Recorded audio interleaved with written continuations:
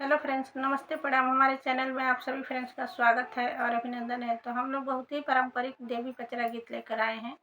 अच्छा लगेगा तो लाइक शेयर सब्सक्राइब जरूर कीजिएगा और कमेंट बॉक्स में ज़रूर बताइएगा कि प्यारा सा गीत आप लोगों को कैसा लगा। तो चलिए सुनाते हैं।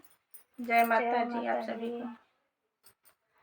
बड़ी दूर से आईनी मैया, बड़ी दूर से आईनी मैया, तोहर दुआर होया चरवा खोल के मांगतानी। हमारा सुहाग होया चरवा खोल के मांगतानी। हमारा सुहाग होया चरवा खोल के मांगतानी। लाल टिकुलिया मैया चमकेली लारावा, मंगिया में भरल रहे हमारो से नूरावा। चमकत रहे मैया, चमकत रहे मैया, गलवा के हार होया चरवा खोल के मांगतानी। हमारा सुहाग होया चरवा खोल के मांगतानी। हमारा सुहाग होया चरवा खोल के मांगतानी।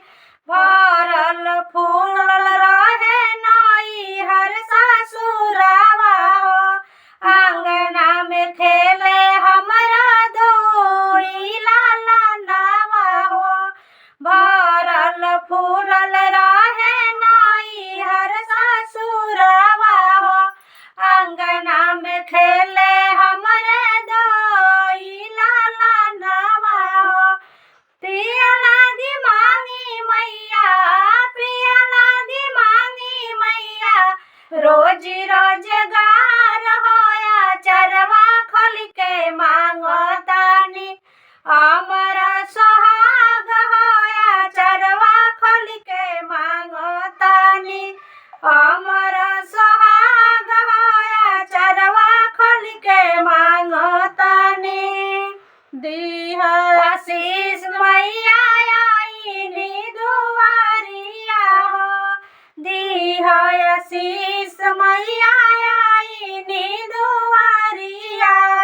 खाली नाही जाइब आइया पानी नगरिया, खाली नाही जाइब मैया पानी नगरिया।